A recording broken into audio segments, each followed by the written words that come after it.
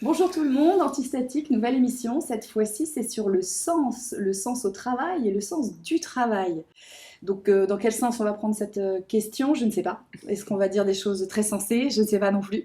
Mais en tous les cas, on a des spécialistes qui vont nous éclairer sur ce qu'il se passe peut-être à bas bruit et en même temps tout ce qui se passe aujourd'hui avec l'envie d'avoir du sens dans son travail, d'être motivé.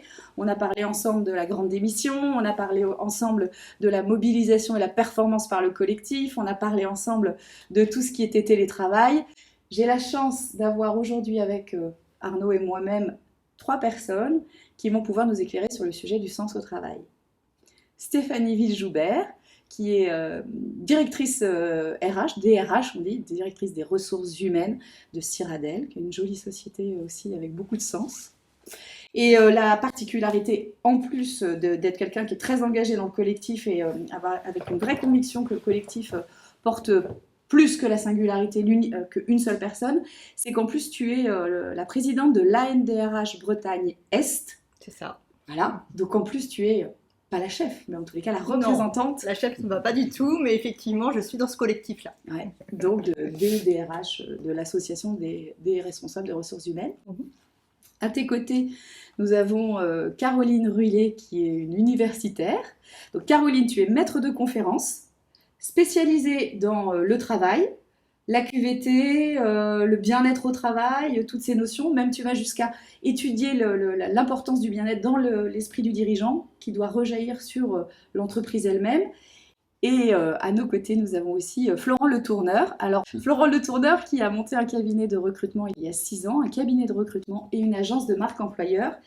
Et ce qui est absolument fou, c'est que le nom de la société veut dire déjà le positionnement. Ça s'appelle Happy to Meet You. Oui, tout à fait. Qui correspond très clairement à ce pourquoi on a voulu co-créer avec mon associé François. C'est le plaisir qu'on a à rencontrer les candidats et de rencontrer aussi nos clients. Ça, c'était important pour moi, même si le Covid est passé par là. Et quand on vous accueille comme ça, on a juste envie d'y aller. Donc, Happy to Meet You, happy de vous recevoir chez Antistatique. Une première chose, ce serait cet objet, le télétravail. Le télétravail, ça donne du sens. Le télétravail, ça bouleverse tout le monde. Le télétravail, tout le monde y est. Maintenant, comme on revient, qu'est-ce qui se passe? C'est une grande question, d'autant que ce qu'on sait, c'est qu'on ne sait plus grand-chose de ce qu'on savait il y a 2 ans. Ah oui. Le télétravail, il y a 2 ans, était particulièrement étudié dans des logiques d'articulation des temps de vie, d'aménagement du temps dit salutogénique, c'est-à-dire qui crée les conditions du bien-être pour le salarié sous exigence de performance pour l'entreprise. Et puis effectivement, la crise est venue bouleverser tout ça, c'est-à-dire que certains salariés ont vécu les confinements de façon plutôt agréable, les a questionnés sur le sens de leur existence, leur attachement à l'entreprise et donc le sens du travail, quand d'autres l'ont vécu de manière plus contrainte, plus subie. Et on sait qu'il y a une explosion des burn-out aujourd'hui qui n'est pas corrélable, mais qui ne peut pas être décorrélée du télétravail depuis 2 ans. Et donc d'une forme de travail qui a bouleversé tous les repères. C'est ça. Parce que les gens travaillaient, en télétravail, on travaille. C'est ça. Le premier repère que le télétravail bouleverse, c'est le rapport au temps, puisque le salarié se retrouve dans une situation d'autonomie qu'il n'a pas, ou qu'il appréhende souvent à tâtons. Donc il y a un bouleversement du repère temporel et puis un bouleversement du rapport à l'espace, puisque le télétravail se fait à domicile, peut se faire dans des flex-office, dans des bureaux partagés, dans des tiers-lieux qui sont aménagés par l'entreprise, ce qui modifie non seulement donc, le rapport aux distances, pour le salarié d'un point de vue individuel, mais aussi le rapport à la proximité, en fonction du sentiment qu'il perçoit d'être en proximité ou non, à ses collaborateurs, à ses équipes, et puis plus largement à son entreprise. Et est-ce que justement, par rapport à l'entreprise, est-ce que ça a bouleversé aussi le rapport à l'engagement ou à le sentiment d'appartenance à l'entreprise? Oui, complètement, puisqu'on voit émerger des questions, c'est pour ça que je disais qu'on ne sait plus très bien ce qu'on savait avant sur, par exemple, le 100% télétravail ou le total remove. Et on voit bien en fait que dans les choix qui sont faits par certains salariés, c'est-à-dire par exemple dans des propositions qui peuvent être faites par les entreprises, qu'il y a une montée en fait par l'individualisation que le télétravail génère dans la relation d'emploi, d'individualisme pour certains, c'est-à-dire clairement des rapports opportunistes au monde du travail où je vais articuler un choix vers le 100% remove qui va me permettre de parallèlement développer par exemple une activité d'entrepreneur alors que je suis salarié. Donc ça transforme complètement le rapport à l'entreprise et donc à l'engagement et donc à l'attachement pour certains profils de salariés. Je pense notamment à des métiers qui sont très employables et donc dont la négociation est très compétitive. Je pense aux ingénieurs par exemple, informaticiens, etc. Sans faire de stéréotypes ou de constats ou de généralisations qui ne sont pas possibles, mais on voit bien quand même qu'il y a des changements. Mais du coup, là, c'est aussi lié au fait que ces gens sont en plein emploi, donc ils ont le choix. C'est un peu les rois ou les reines, non? Alors ces métiers-là, oui, sont les rois ou les reines, mais il n'y a pas que d'ailleurs, parce que le nombre de métiers sur lesquels il y a du plein emploi a totalement été Explose. a explosé depuis 2 ans, depuis mai 2020, on va dire. Donc ce ne sont pas les seuls. Le rapport de force entre employeurs et candidats, au mieux, il s'est équilibré, etc. Et au pire, du côté recruteur, il s'est totalement chez vous, déséquilibré. il y avait un inverse, enfin une progression de recrutement par, vous alliez chasser, Ah oui. par rapport au recrutement par annonce. Claire, avant le Covid, on était à peu près un ratio, allez, c'est des grandes mailles, mais un tiers, 2 tiers, c'est-à-dire un tiers de postes que l'on pourvoyait par de la chasse et 2 tiers par des annonces ou par du réseau, on va dire, assez simple de proximité. Et aujourd'hui, en 2 ans après, c'est totalement le ratio inversé. Et puis surtout, la chasse, enfin, si tu peux préciser ce que c'est, la chasse. Oui, la chasse, c'est aller chercher des personnes qui n'ont rien demandé et qui ne savent pas le matin qu'elles vont être potentiellement candidats à un poste. Donc c'est effectivement approcher des personnes qui sont aujourd'hui en poste et pour leur proposer une nouvelle opportunité professionnelle. Voilà, c'est concrètement ça. Et là, c'est vous qui êtes proactif pour aller chercher la personne. Ah, c'est mieux, ouais. Ouais, c'est totalement nous qui... moi, je fais pas grand-chose. Enfin, vous les mes détectez, mais collaborateurs, dans le... Ouais, qui effectivement vont les détecter là où ils sont. Alors ça peut être, on pense bien sûr à LinkedIn parce que c'est assez facile, tout le monde imagine bien, mais ça peut être aussi sur des espaces plus discrets, des communautés par exemple professionnelles, et les approcher et leur raconter une histoire qui est vraie, une histoire d'un employeur qui est vrai, sinon on part sur une mauvaise base, et le convaincre ou la convaincre qu'il peut s'épanouir dans ce nouvel emploi. C'est plus de la vente et du marketing que des RH purs. Le métier de RH pur va venir dans l'étape d'après avec de l'évaluation, où là ça va être effectivement plus proche du monde des RH. Et est-ce que justement le fait de chasser, alors c'est une question ouverte, est-ce que le fait de chasser, les personnes se sentent autant engagées, ont autant envie d'aller dans l'entreprise que quand c'est elles qui faisaient la démarche de postuler? Est-ce que ça inverse pas finalement le rapport de j'ai envie de toi ou... C'est une bonne question. Après, sens au travail. Ouais, c'est une bonne question. Effectivement, les personnes que l'on chasse, elles ont un emploi. Donc, elles ne sont pas forcément désireuses de bouger. Elles sont peut-être bien dans leur emploi, peut-être pas bien, on ne le sait pas forcément. Mais en tout état de cause, on a effectivement un rapport au sens au travail qui est encore plus important. Il faut les convaincre que l'employeur qui potentiellement va les employer avec la mission va être plus intéressante que ce qu'elles ont aujourd'hui. Tout en sachant qu'on connaît leur employeur d'aujourd'hui, mais on ne sait pas réellement ce qu'elles font, et puis on ne sait pas réellement comment elles vivent chez leur employeur.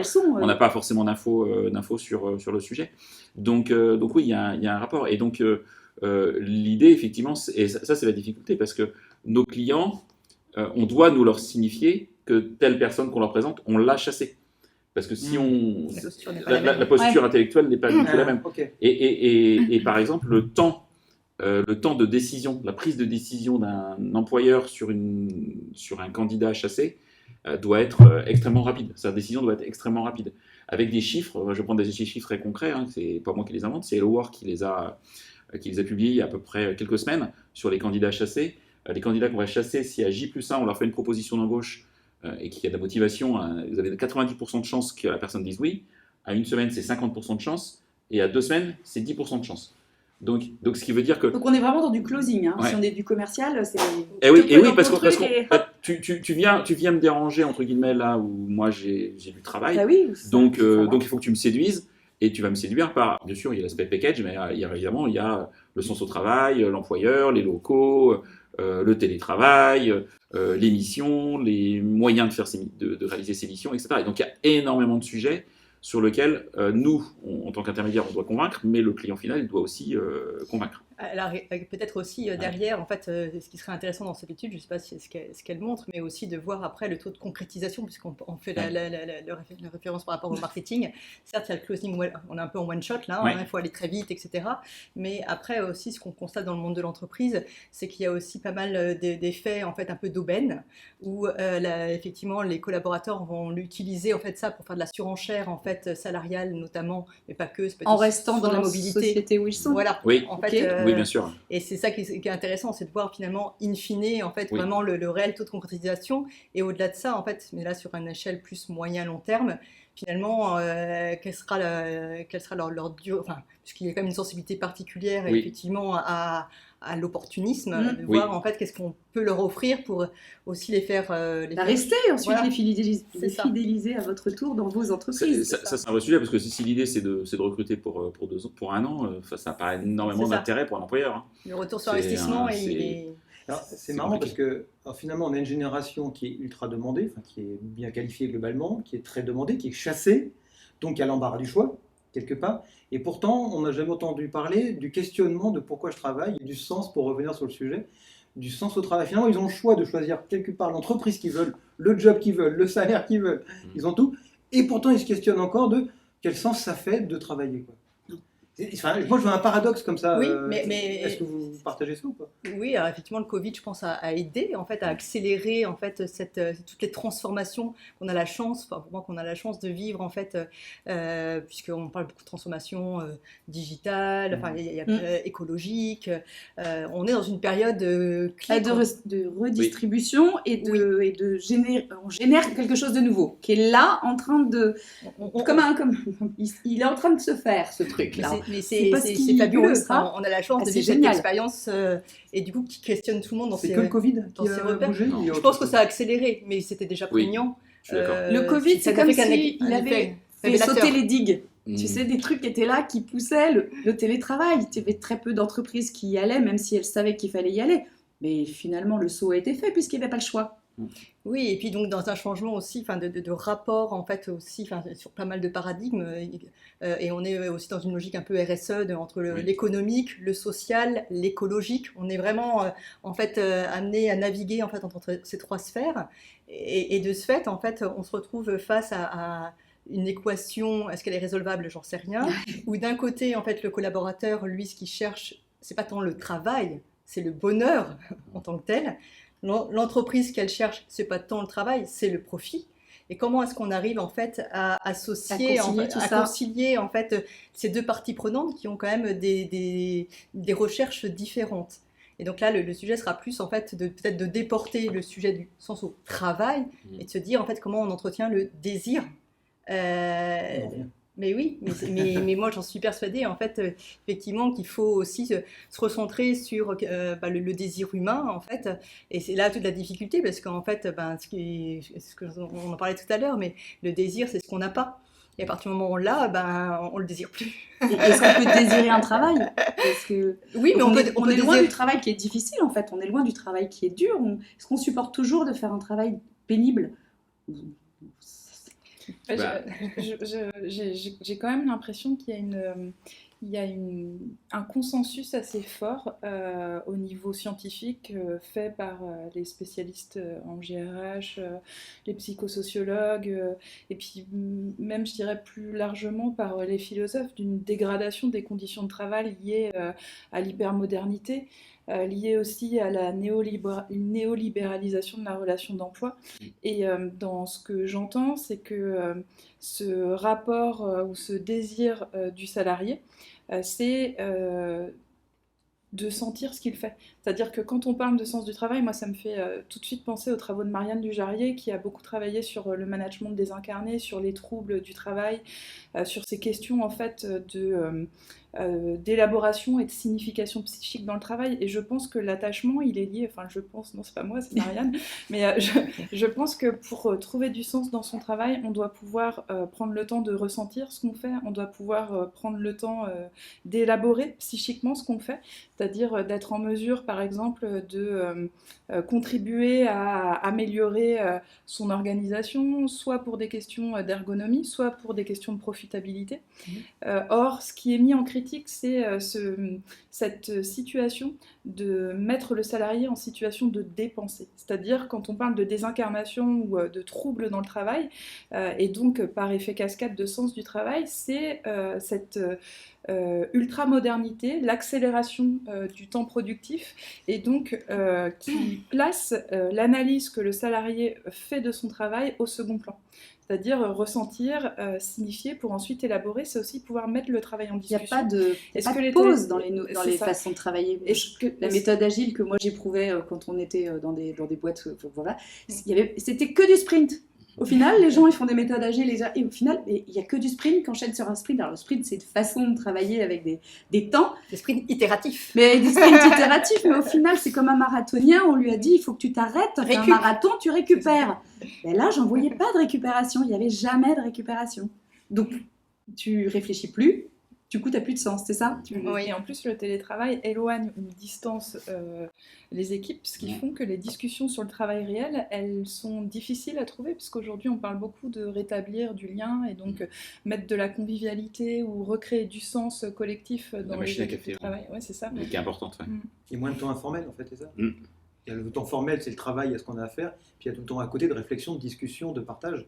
Oui, qu'il y avait à la machine à café. Oui, le temps, tu te dis des fois, est-ce que j'ai travaillé ou j'ai pas travaillé le soir, mais en même temps, tu as travaillé et tu as fait beaucoup de choses qui sont à forte valeur, mais peut-être à petit temps. Pardon ? C'est peut-être des choses qui sont petites en termes de temps consacré, mais à forte valeur dans l'impact ou la portée qu'elles peuvent avoir.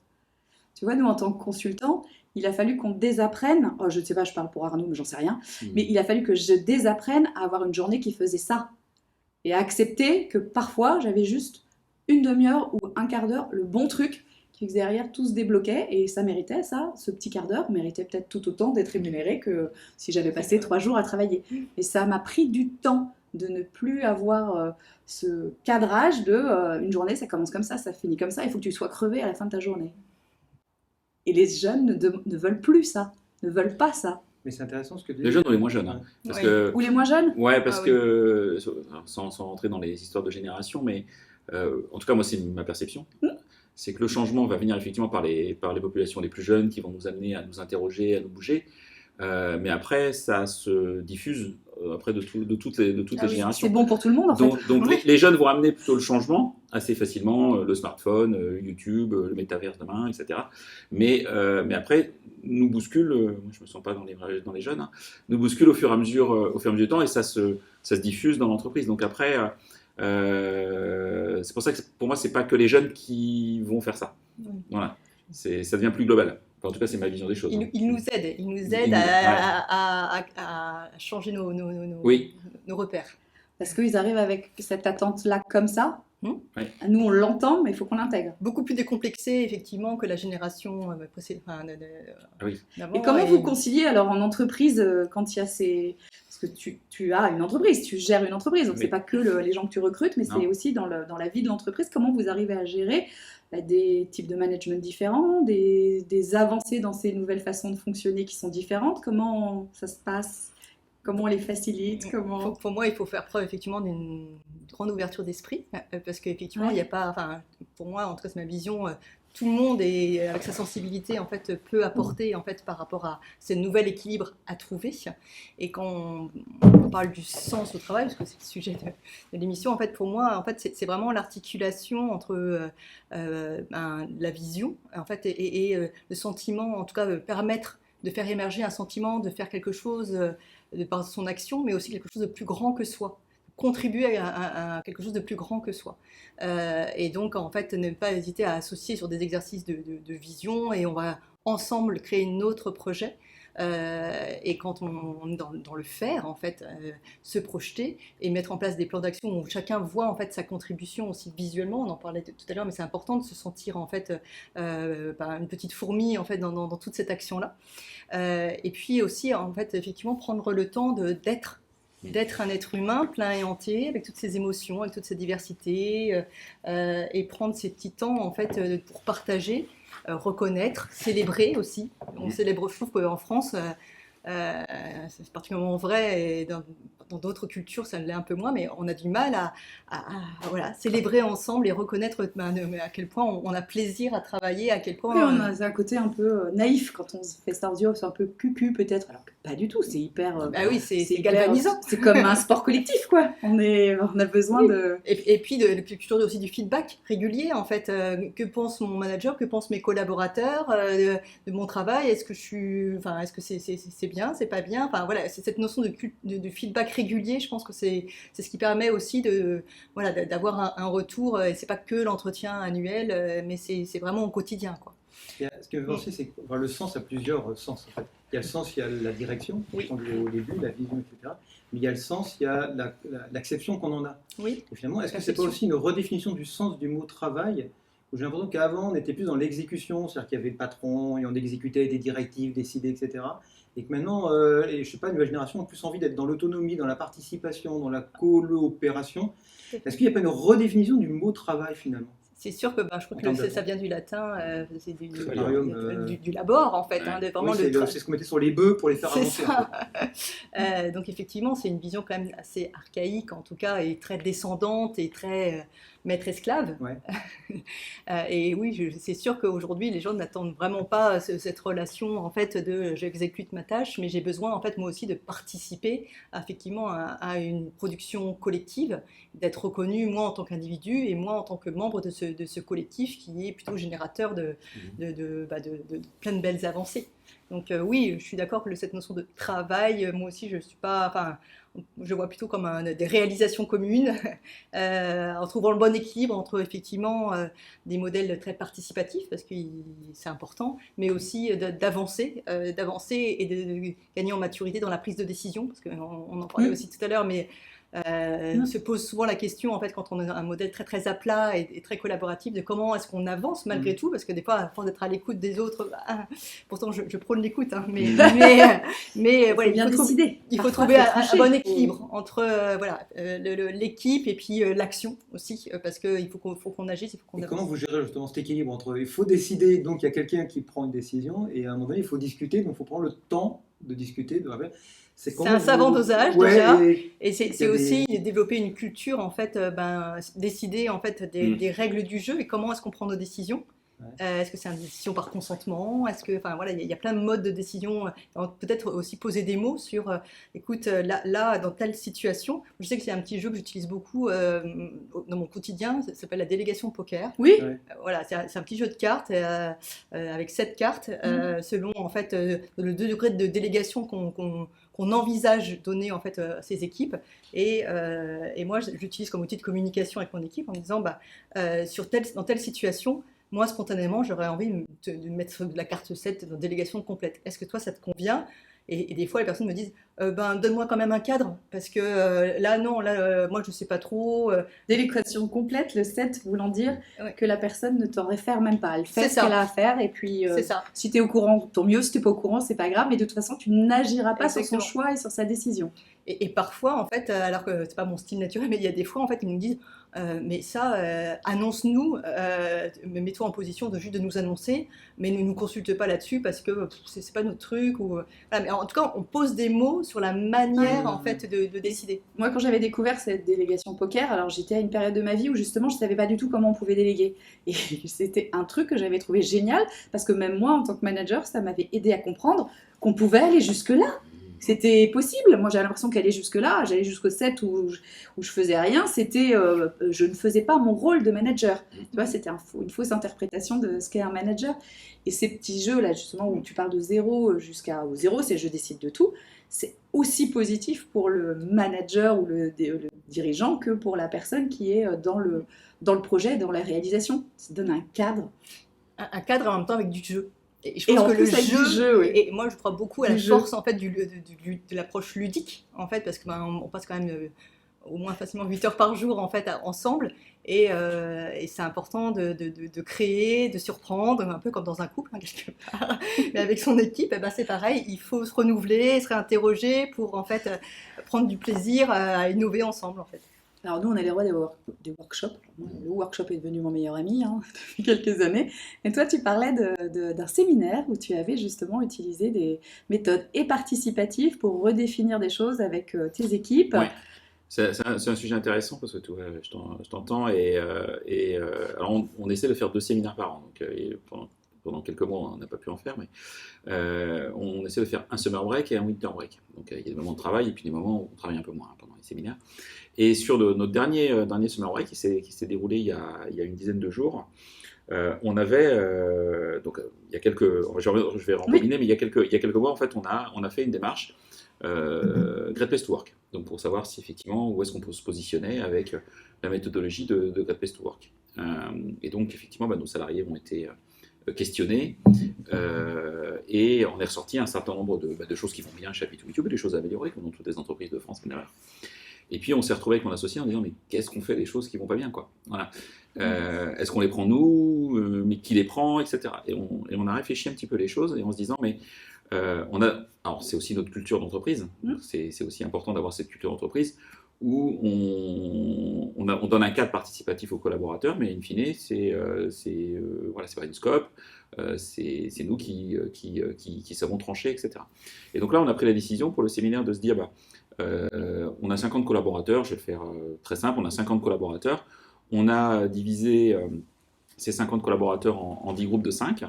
À chacun des groupes, on leur a attribué un des sujets qui était améliorable versus l'enquête Great Place to Work. Et chacun des groupes devait réfléchir en amont du séminaire sur 3 propositions qu'ils présenteraient au séminaire à mettre en œuvre dans l'entreprise. Donc ce qu'ils ont fait. Et sur chacune de ces 3 propositions, l'ensemble des collaborateurs de l'entreprise et nous-mêmes, mais au principe d'un homme, une voix, avons voté pour une des 3 solutions proposées par chacun des groupes. Et cette solution, nous, comme elle a été votée, on n'a pas le choix de la mettre en place. Voilà. Donc c'était la règle du jeu qu'on avait fixée. Et donc est ressorti effectivement un certain nombre de dispositifs maintenant à décliner opérationnellement. De manière très concrète. Alors ce qui a été rigolo, donc on a voté, il y a eu 10 sujets, et puis les collaborateurs ont dit maintenant, Florent François, qu'est-ce que vous allez faire? Ah non, mais non, on va encore rien faire, parce qu'on est dirigeant, on n'a pas envie de travailler. Maintenant vous avez choisi les sujets, maintenant à vous de les creuser et de voir de quelle manière on peut les mettre en place dans l'entreprise. Et l'un des sujets par exemple qui est ressorti, la fameuse semaine de 4 jours. Et c'est très joli ce papier, la semaine de 4 jours. Mais la semaine de 4 jours ne veut pas dire que tu vas travailler 4 jours pour 100% de ton salaire, mais avec 80% de tes objectifs. Parce que ça ne marche pas. Économiquement, il va y avoir un problème à la fin du mois. Donc maintenant, les collaborateurs, à eux de réfléchir ensemble comment mettre en place potentiellement la semaine de 4 jours. Et j'entends déjà des débats de personnes dans l'entreprise qui me disent mais moi, en fait, la semaine de 4 jours, je ne sais pas si je suis totalement emballé à me dire je vais faire 4 grosses journées, et même si j'ai une 5e journée où là je ne travaille plus, je ne viens plus au travail, ou est-ce que je préfère pas 5 jours Vous avez mis le doigt dans la ou rester comme aujourd'hui personnalisation, alors ça j'y crois beaucoup, sur 5 jours avec des RTT comme on l'a aujourd'hui, etc. Et alors ce sujet de la personnalisation, là moi je pense, là c'est un vrai défi, à mon avis, pour les DRH. Ouais, je suis d'accord. On était, moi j'ai d'accord connu avec quand vous, j'étais c'est RH en l'avancée, entreprise, on avait des accords et puis ça s'appliquait, Ouais. et puis quand tu étais collaborateur, tu rentrais dans les cases ou tu rentrais pas dans les cases, et puis si tu rentrais pas, t'allais voir ailleurs. Et aujourd'hui, avec un travail où il va falloir rentrer dans de la personnalisation de l'organisation du temps, voire du temps de travail, etc. Et donc là, c'est un chantier mais de dingue, à mon avis, pour les DRH, Ouais. clairement. Mais je pense que ça te correspond bien dans ce qu'on a Oui. échangé quand tu parles de ce qu'est la personnalisation. Moi, je reste aussi toujours cette symétrie des attentions entre ce qu'on va offrir aux clients et ce qu'on va offrir à notre client interne, le collaborateur. Mais je rejoins Florent sur le fait que, effectivement, aujourd'hui, nos collaborateurs sont aussi des consommateurs qui sont habitués, en fait, dans leur vie personnel, en fait, à avoir vraiment ce qu'on appelle de la customisation, donc vraiment de l'adaptation en fonction de mes besoins, etc. Ils vont avoir, et c'est dans la logique, la même attente vis-à-vis de leur entreprise, et qu'on leur offre aussi quelque chose qui leur corresponde à eux dans leur singularité. Donc effectivement, il faudra trouver un équilibre. Parce qu'après, effectivement, après, il y a des soucis de gestion quand même à intégrer. Et de législation. Et surtout de la législation française qui n'est pas qui est aujourd'hui décalée, très adaptée. Oui, comme ça l'était aussi sur le télétravail avant le Covid, fait. où Clairement. il y avait des choses qui empêchaient le télétravail. Oui, mais et aujourd'hui, c'est vrai On a été hors la loi pendant quelques temps, hein, quand même. Voilà, on a encore un sujet, même si la NDRH, là, pour le coup, œuvre aussi pour travailler avec le législateur, en fait, pour faire avancer les choses, mais il y a quand même un décalage. Et aujourd'hui, effectivement, moi, je pense qu'il va nous falloir un minima pour commencer, c'est un peu par des packs, pour individualiser, mais en même temps, en trouvant le compromis, en fait, en termes de gestion. Qu'est-ce qui est personnalisable et qu'est-ce qui est du socle commun, du tronc commun, c'est ça? Exactement, en fait, des packs, en fait, effectivement, sérénité, packs dynamiques, je sais pas, voilà, tout est à inventer. Mais oui, mais les objectifs, tu vois, moi, ce que je discute avec mes collaborateurs, chaque consultant en recrutement sur Zoom, sur cette partie-là, a un nombre de postes à sortir par mois. Enfin, c'est son objectif, son KPI. Le nombre de postes, il va être le même demain. Que tu travailles si tu travailles à temps plein, voilà, que tu travailles sur 5 jours ou sur 4 jours, tu auras le même objectif. Ça va complexifier la perception du salarié de son propre travail. Même oui. lui ou elle, ça va lui compliquer la vie, même si... ça va lui compliquer la vie, oui et non. Et il y a aussi la capacité... S'il se trompe dans la modèle. Et puis il y a la capacité aussi de chacun, et là on est tous inégaux, à s'organiser, à être structurés, etc. Ouais. Donc voilà, il ne faut pas que ce soit injuste. Hein. Ça ne peut pas être un système injuste, il faut que ce soit un système juste. Équitable, mais voilà, c'est pas confondre équité et égalité pour moi. On doit être équitable, par contre dans l'égalité, c'est un autre sujet. Mais on doit être équitable en tant que dirigeant aussi, et pour que tout se passe bien, parce que sinon le risque c'est simplement de mettre le feu socialement dans l'entreprise, quoi, avec d'autres effets pervers. Là. Mais nous, en tout cas, chez Cyradel, donc l'entreprise dans laquelle je travaille, en fait, on constate quand même aussi une montée en puissance en fait, du travail un peu à la carte, avec des demandes aussi de passage à temps partiel plus conséquents en fait, que ce qu'on a pu connaître par le passé, puisqu'effectivement, il y a des attentes, des aspirations sur des équilibres vie pro, vie perso différentes, parce que si je suis jeune papa ou jeune maman, peut-être qu'à ce moment-là, je vais ressentir le besoin pour mon bien-être personnel, en fait, de passer plus de temps avec mes jeunes enfants. Et puis peut-être que quand ils grandiront, c'est ça. On accepte plus facilement que ça se module comme ça, que tu changes, tu t'es une forme un moment, un temps un moment. Tout à fait. Et voilà. Et je pense que ta vie, ça se passerait différemment. Nous, alors que c'était des choix qu'on faisait à nos époques un peu. Je trouve un peu moins. C'était plus difficile, hein. Oui. Et donc tout notre jeu de RH va être effectivement d'être bien à l'écoute. Toi, t'es pas choquée en fait quand on te fait ces demandes-là? Moi, non. Non, mais c'est génial. Non, mais et les RH que vous rencontrez, globalement, ne le sont pas. Enfin... Mais de toute façon, même... Les RH, non. Après, quand tu as des... Oui. C'est le niveau au-dessus. C'est selon la maturité des dirigeants ou du comité de direction de l'entreprise. Oui, même si j'aurais tendance à dire, même si ça ne me choque pas spontanément, après, en fait, de toute façon, j'aurais envie de dire... on ne va pas avoir le choix. C'est même plus une question de philosophie, c'est qu'en fait, aujourd'hui, on a, et c'est peut-être une bonne chose, hein, une telle tension sur le marché de l'emploi qu'il faut repenser nos modes de gestion au risque de se priver des meilleurs talents en fait, sur le marché. C'est intéressant. Comment vous faites? Parce que là, l'émission s'appelle antistatique. C'est-à-dire que là, il faut être carrément antistatique pour arriver à trouver ces consensus, ces compromis, cette nouvelle agilité. Comment vous faites aujourd'hui pour arriver à trouver ce compromis? Alors, j'ai entendu, il y a finalement mettre les salariés dans la réflexion et d'en trouver des solutions, mais est-ce qu'il y a d'autres approches? Moi, je pense avoir cette agilité, cette souplesse dans l'écoute et l'adaptation en fait de l'organisation en essayant de trouver le compromis entre l'aspiration en fait du salarié, mais aussi les intérêts du collectif. Toujours une balance, hein, et l'équilibre est délicat à trouver. Tester des choses peut-être aussi, se rapprocher d'universitaires qui font des études, qui savent aussi débriefer exactement aux universités. Voilà. Je sais pas. Si.